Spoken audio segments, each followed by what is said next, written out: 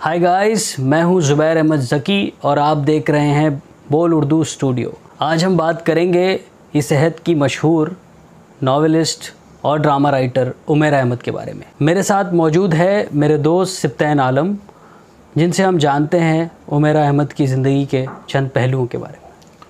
Umaira Ahmad का जहाँ तक ताल्लुक़ है, उमैरा अहमद एक पाकिस्तान की एक ऐसी नावल निगार है जिनकी पैदाइश 1976 यानी 1976 में हुई थी जी। और अगर आपको याद हो तो अल्लामा इकबाल जहाँ पैदा हुए थे, सियालकोट में उनकी पैदाइश हुई थी 1976 में जी।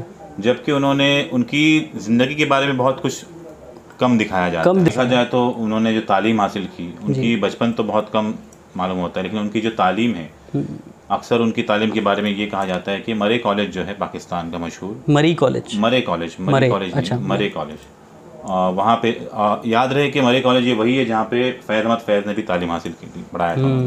तो वहाँ से उन्होंने इंग्लिश में मास्टर किया था और मास्टर करने के बाद उन्होंने जो आर्मी पब्लिक कॉलेज है उसमें एक विंग है कैम्ब्रिज विंग, वहाँ पे उन्होंने बाकायदा अंग्रेज़ी की जो है वो उस्ताद के तौर पर, प्रोफेसर के तौर पर मुलाजमत शुरू की, खिदमत अंजाम दी जी। वहाँ से उन्होंने शुरू किया।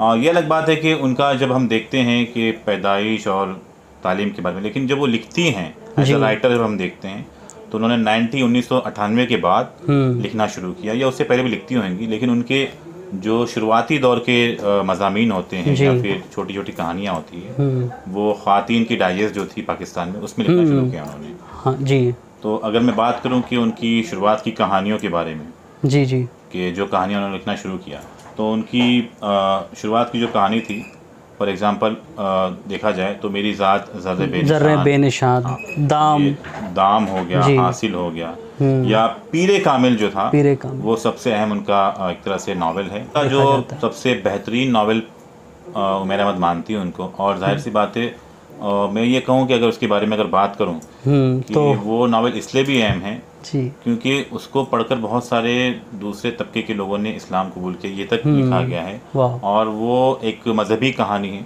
मजहबी देखा जाए तो उसमें ख़त्म नबूवत पर बात की गई है, जो उसका मौजू है, उसमें किरदार दिए गए हैं, और एक ऐसा इंसान उसमें दिखाया गया जिसका IQ लेवल बहुत तेज़ है, 150 के भी ऊपर दिखाया गया, 150 प्लस।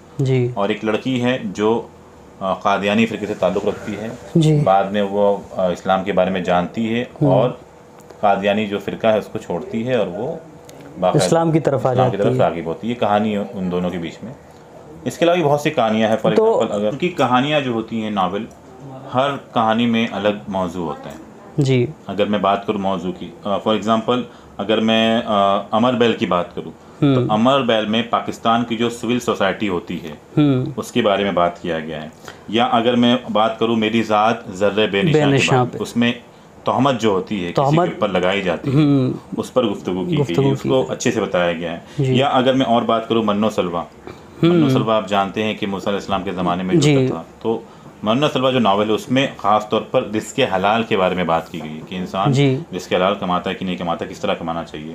या आगे बढ़ूँ मैं शहरेज़ाद, जिसमें खुदा की तलाश, जी हाँ, वो तलाश का सफ़र है वो जी, मैंने भी देखा है। और वो एक सफ़र है, एक दुनिया में जो है ना अपनी ज़ात में पहले बहुत ज़्यादा उसको इसराफ की तरफ रहती है और वो फिर जो है राय रास्त पर आ जाती है।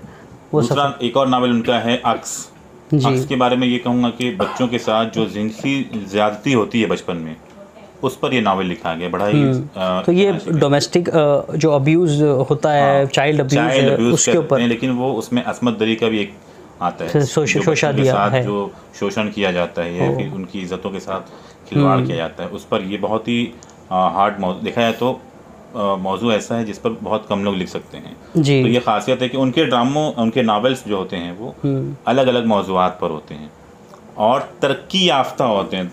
उनके यहाँ पे हमारे समाज में जो हालात हो रहे हैं जी, उन्हीं को वो पेश करती है अपने अंदाज में। उनकी जो असलूब है बहुत खूबसूरत है जी, असलूब के हवाले से, उनके जो डायलॉग्स होते हैं, मुकालमे जिसको हम कहते हैं, जब आप पढ़ेंगे तो लगेगा कि वाकई एक पढ़ा लिखा आदमी बोल रहा है, बात कर रहा है, यानी उसमें फ़िक्र होता है। किरदार निगारी के हवाले से उनका क्या खासा है, उनकी क्या खासियत है? एक बात जो उमैरा अहमद को दूसरे अहम नावल निगारों से मुमताज़ करती है वो ये है कि उनके ड्रामों में जो फीमेल कैरेक्टर होता है वो लीड कैरेक्टर होता है हमेशा जी। वो क्योंकि खुद भी एक औरत हैं तो उनकी कहानियां जो हैं वो उसका जो मेन किरदार होता है फीमेल सेंट्रिक होती है। अब दाम देख लीजिए, दाम जी मैंने भी देखा है वो। दाम में जिस लड़की का जिक्र किया गया है उसके गिर्द ही कहानी घूमती है, या जितनी भी उनकी कहानियां आप देख लीजिए उसमें आमतौर पर लड़कियों को ही मेन मौजू बनाया जाता है। चाहे अक्स ले लीजिए, ला हासिल, मन्नो सलवा, इस तरह की जितनी भी कहानियां, मेरी ज़ात ज़रे बेनिशा लीजिए, तो उनका जो बुनियादी किरदार जो होता है, मेन किरदार, वो कोई ना कोई औरत ही होती है जी। उनकी एक कहानी है ज़िंदगी गुलजार है जी, जिस पर पहले तो वो नॉवेल की शक्ल में था जी, फिर वो ड्रामे की शक्ल में भी टेलीविज़न पर बहुत पॉपुलर शो रहा है जी।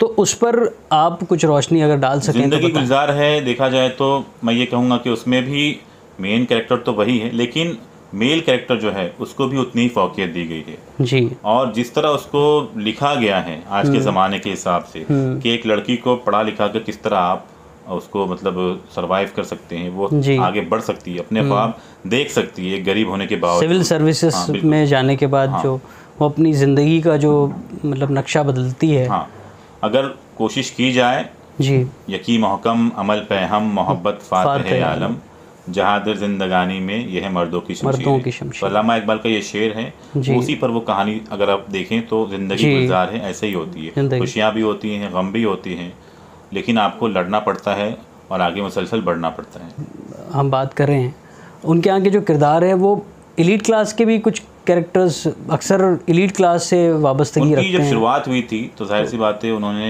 छोटे मोटे किरदार लिए थे, लेकिन अब ज़्यादातर किरदार जो होते हैं वो एलिफ, जैसे अलिफ ले लीजिए, अलिफ में जो किरदार दिखाए गए हैं वो पाकिस्तान और ईरान, तुर्की को लेके बनाया गया। टर्की का जो किरदार है और उसमें एक हीरोइन का किरदार है जो उसका बच्चा होता है, जाहिर सी बात है एक बड़ा आदमी बनता है जाके वो, तो ज़्यादातर किरदार आजकल के जो उनकी कहानियां हैं वो बड़ी ही होती हैं, एलिट किरदार को पेश करते हैं, समाज के ऐसे तबके को पेश करते हैं जो शरीफ दिखने में नज़र आता है लेकिन वो होता नहीं है। अब तो अपनी काफ़ी अरसे से उनके जो नॉवेल्स है वो अब टेलीविज़न पर भी बहुत से ड्रामों की शक्ल में ये ज़्यादातर तो उनकी कहानियां जो हैं वो ड्रामों की शक्ल में आ गई हैं। मेरी ज़ात ज़रे बेनिशा हो जाए, और वो शुरू से ही आ रहा है, मतलब काफ़ी सारी नॉवेल्स नहीं आए हैं, कुछ कुछ आए हैं जी, अलीफ आए, और अभी लेटेस्ट जो आ गया है हमारे अभी एक रिसेंटली जो ड्रामा ऑन एयर है, हम कहाँ के सच्चे थे, वो भी उनकी पुराने किसी नॉवेल पर ही बेस है। उसमें भी जो है वो चाइल्ड अब्यूज़ जो होता है, बचपन में जो बच्चों के साथ हादसे होते हैं, उसमें चाइल्ड अब्यूज़ का पहलू तो नहीं कह सकते उसको पूरी तरह से, बट तरबियत में जो